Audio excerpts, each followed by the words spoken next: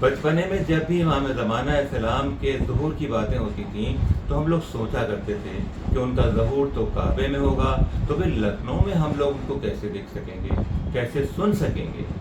دیکھتے دیکھتے الیکٹرانک اور سوشل میڈیا اور لائیو سٹریمنگ کا دور آ گیا۔ اس لیے آئندہ جب کبھی ہمارے امام ظہور فرمائیں گے تو دنیا کے ہر کونے میں لوگ ان کو بیک وقت سن بھی سکیں گے اور دیکھ بھی سکیں گے۔ بسم اللہ الرحمن الرحیم۔ امام زمانہ سیریز کے تھرڈ اور لاسٹ ایپیسوڈ میں آپ کا خیر مقدم ہے۔ ہم یہاں تک پہنچے تھے کہ دجال کی فوج تیار ہو چکی ہے اور وہ ہر طرف ظلم کے پہاڑ توڑتا پھر رہا ہے۔ ان ناگفتہ بے حالات میں ایمان والے اپنے امام کے ظہور کی دعائیں مانگنا تیز کر دیں گے۔ اللہ ان کی دعائیں قبول فرمائے گا اور امام مہدی علیہ السلام کا ظہور ہوگا۔ وہ ایک ہاتھ میں کعبے کا پردہ اور دوسرے میں قرآن مجید لیے ہوئے اپنے نانا کی امت کو پکاریں گے۔ شاید وہ فرمائیں گے کہ میں تمہارے آخری نبی کا نواسا ہوں، میری ماں فاطمہ زہرا ہیں اور فاتح خیبر حضرت علی میرے دادا ہیں۔ میں اللہ کے حکم سے دنیا کو ظلم سے بچانے اور امن و انصاف قائم کرنے آیا ہوں۔ اے ایمان والوں، اس نیک کام میں میری مدد کرو۔ اسی وقت آسمان سے بھی ایک آواز آئے گی، ایک اعلان ہوگا کہ اے لوگوں، دیکھو یہ اللہ کے خلیفہ مہدی ہیں، تمہارے امام ہیں، ان کی باتوں کو غور سے سنو اور ان کی اطاعت کرو۔ ایمان والے ان کو پہچان جائیں گے اور لبیک یا مہدی کے نعرے لگاتے ہوئے ان کی مدد کے لیے گھروں سے نکل پڑیں گے۔ خراسان سے لشکر آئیں گے، یوروپ، امریکہ اور دنیا کے کونے کونے سے انصار ان کی مدد کو پہنچنے لگیں گے۔ لشکر جمع کرنے کے بعد امام مسجد الحرام سے اپنی تحریک کا آغاز کریں گے۔ اسی درمیان حضرت عیسیٰ علیہ السلام کا دمشق کی جامع مسجد کے مشرقی سفید مینار پر ظہور ہوگا۔ حضرت عیسیٰ بھی اپنی قوم کو آواز دیں گے، جس کے بعد کرسچن کی ایک بڑی تعداد ان کے ساتھ آ جائے گی۔ جناب عیسیٰ علیہ السلام مسجد اقصی تشریف لے جائیں گے، جہاں وہ امام مہدی علیہ السلام کی اقتداء میں نماز ادا فرمائیں گے۔ اس کے بعد دونوں حضرات شام کا سفر کریں گے۔ لوگ آتے جائیں گے اور امام زمانہ اور حضرت عیسیٰ کی قیادت میں ایک عظیم لشکر تیار ہو جائے گا۔ امام مہدی دجال کو دعوت حق دیں گے، لیکن وہ ان کی فوج پر حملہ کر دے گا، جس کے نتیجے میں دنیا ایک عظیم جنگ ملحمہ الکبریٰ یعنی ارمیگیڈون کے دور سے گزرے گی۔ روایت کے مطابق یہ بڑی جنگ دمشق یا روم سے شروع ہوگی۔ ابتدا میں یہ جنگ شام، عراق اور مڈل ایسٹ تک محدود رہے گی، لیکن رفتہ رفتہ یوروپ، امریکہ، ایشیا اور افریقہ کے علاوہ دوسرے علاقوں تک بھی پھیل سکتی ہے۔ یہ جنگ امام مہدی آخر الزمان کی قیادت میں اس دنیا کے آخری زمانے میں ایک آخری جنگ ہوگی، جس کا مقصد دنیا کے لوگوں کا آخری امتحان لینا ہوگا۔ اب تک تو شیطان دلوں میں بسا کرتا تھا، لیکن آخری امتحان ہونے کی وجہ سے شیطان اس وقت دجال کے روپ میں ظاہر ہو کر ایسے ایسے چمتکار دکھائے گا جن پر یقین کر کے نہ جانے کتنے پنج وقتہ نمازی، نہ جانے کتنے خود ساختہ مومن جو ہر ایک کو روکا ٹوکا کرتے ہیں، نہ جانے کتنے ممبر کے پہلوان اپنا ایمان بیچ کر جہنم خرید چکے ہوں گے۔ لیکن مضبوط ایمان والے اس کے دھوکے میں نہیں آئیں گے۔ وہ سمجھ جائیں گے کہ دجال کا جادو بالکل ویسا ہی وقتی دھوکہ ہے جیسا فرعون کے دربار میں رسی کو سانپ بنا کر دکھایا جاتا تھا۔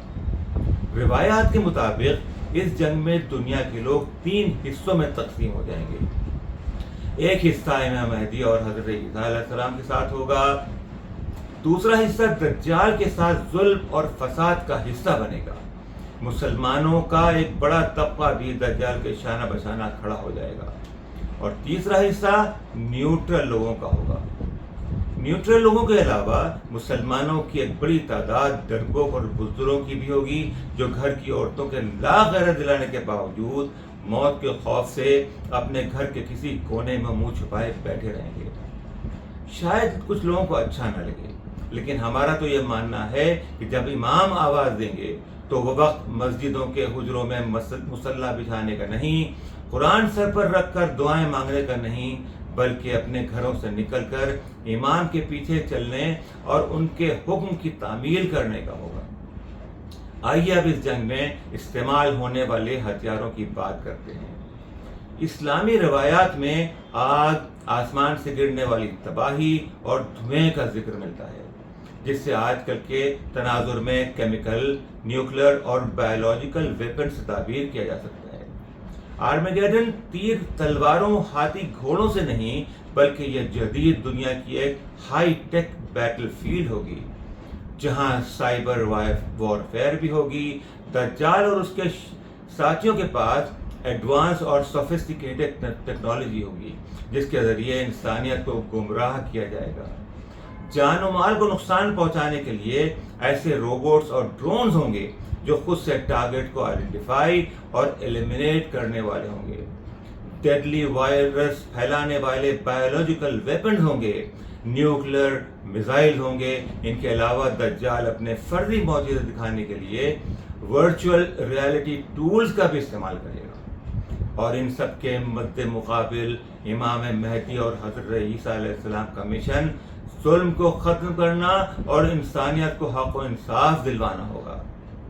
ان کے ہمراہ ایمان والوں کی فوج اور جنگ بدر کے جیسے 313 کمانڈرز ہوں گے، جو امام کی گلوبل آرمی کے پلرز ہوں گے، اور ان سب چیزوں کے اوپر اللہ کا نظام اور حق کی طاقت ہوگی۔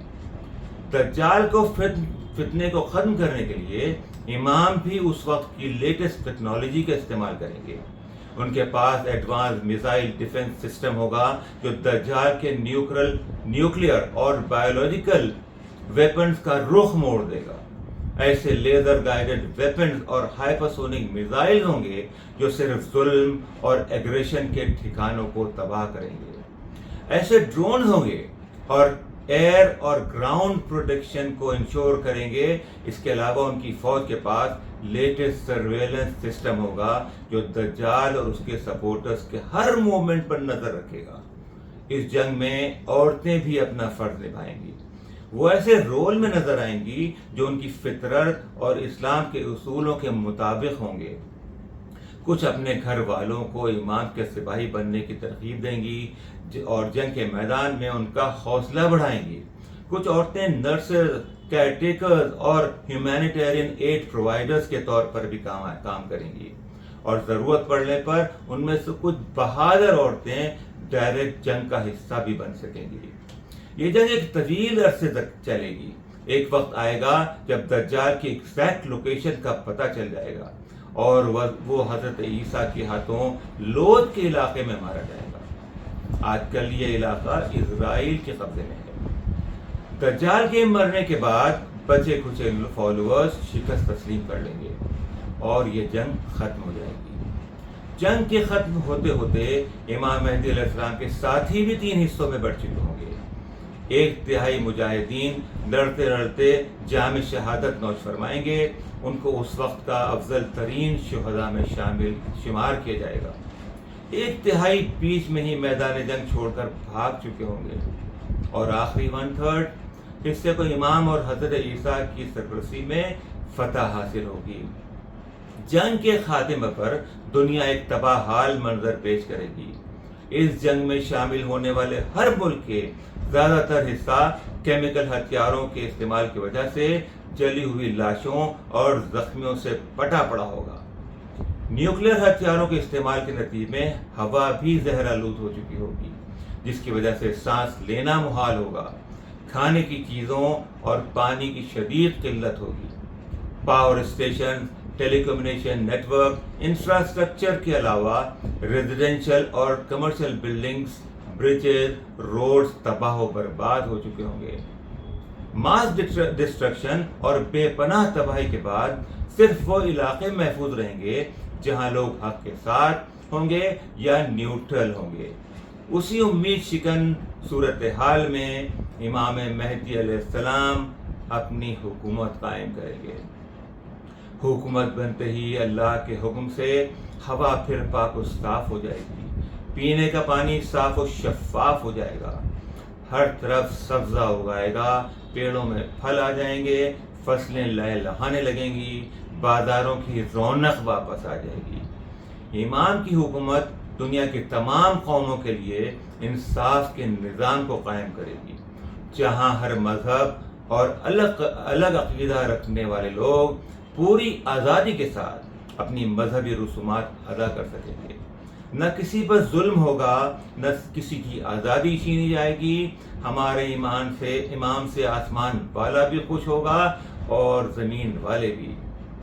روایات کے مطابق امام کی حکومت کا دور کم از کم 5 برس اور زیادہ سے زیادہ 40 برس رہے گا۔ اس امن و سکون کے دور کو یاجوج ماجوج کا فتنہ ایک بار پھر مٹا دے گا۔ یہاں میں عرض کرتا چلوں کہ یاجوج ماجوج کے فتنے پر میں نے ایک مکمل ویڈیو بنایا ہے، اگر آپ چاہیں تو ریفرنس کے لیے اسے ملاحظہ فرما سکتے ہیں۔ اس فتنے سے پہلے والی رات 3 راتوں کے برابر لمبی ہو جائے گی۔ اس رات میں جنگ ملحمہ الکبریٰ میں شریک نہ ہونے والوں اور نیوٹرل لوگوں کو معافی اور توبہ کا ایک آخری موقع دیا جائے گا۔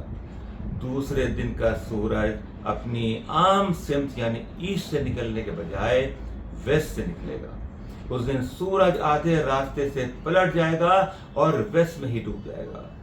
یہ ایک علامت ہوگی کہ اب توبہ کے سب دروازے بند ہو چکے ہیں۔ یاجوج ماجوج کے فنا ہونے کے بعد دنیا ایک بار پھر سے امام زمانہ اور حضرت عیسیٰ علیہ السلام کی سرپرستی میں امن و امان اور خوشحالی کا منظر دیکھے گی، اور ایک خاص مدت کے بعد اللہ کے حکم سے جناب اسرافیل پہلا سور پھونک کر دنیا کے ختم ہو جانے کا اعلان کر دیں گے۔ پھر ایک لمبی مدت تک مکمل سکوت رہے گا، خاموشی رہے گی، اور ایک بار پھر اللہ کے حکم سے دوسرا سور پھونکا جائے گا۔ اب روز محشر یعنی ڈے آف گیدرنگ ہے۔ اس دن سب مردے پھر سے زندہ کر دیے جائیں گے۔ ہر ایک کو اس کے اعمال کی کتاب یعنی بک آف ڈیڈز تھما دی جائے گی۔ پھر سب کو ایک بڑے میدان میں جمع کیا جائے گا۔ لوگ اپنے اعمال کے حساب کے لیے اور فیصلے کا انتظار کریں گے۔ اس کے بعد روز قیامت، روز حساب یعنی ڈے آف ججمنٹ کا آغاز ہوگا۔ وہاں ہمارے آخری نبی ہوں گے، تمام انبیاء اور ائمہ اطہار بھی موجود ہوں گے۔ اس دن اللہ انسانوں کے اعمال کا حساب کرے گا۔ ہر ایک کو پل صراط سے گزرنا ہوگا، جسے صرف جنتی لوگ ہی پار کر سکیں گے۔ جنت والے جنت اور دوزخ والے دوزخ جا چکے ہوں گے۔ اس کے بعد پوری کائنات کا نظام ختم کر دیا جائے گا اور بس نام رہے گا اللہ کا۔ آخر میں صرف اتنا عرض کریں گے کہ اللہ نے ہم کو عقل، ارادہ اور اختیار دے کر اس دنیا میں بھیج دیا ہے۔ ہمیں خود ہی فیصلہ کرنا ہے کہ ہمیں جنت میں جانا ہے یا دوزخ میں۔ ہم سے یہ نہیں پوچھا جائے گا کہ تم اس خاندان میں کیوں پیدا ہوئے، تمہارا رنگ گورا یا سیاہ کیوں ہے، تمہاری شکل ایسی کیوں ہے۔ اس لیے کہ ان چیزوں کا اختیار اس نے اپنے پاس رکھا ہے۔ لیکن اخلاقی معاملات میں، مورل ایشوز میں، ایمان کے معاملات میں ہم سے پوچھ گچھ ضرور ہوگی، اور آخرت کے فیصلے اسی بنیاد پر ہوں گے۔ لہذا ہمیں خود فیصلہ کرنا ہوگا کہ امام کے ظہور کے وقت ہم ان کے خادم بننا چاہیں گے یا دجال کے سپورٹر۔ اگر امام کے انصار میں شامل ہونا ہے تو اپنے اعمال، اپنے کردار کو درست کرنا ہوگا، ایمان اور جذبہ حق کو مضبوط کرنا ہوگا۔ دعا کرتے ہیں کہ خداوند عالم ہماری توفیقات میں اضافہ فرمائے۔ ہمیشہ خوش رہیے۔ خدا حافظ۔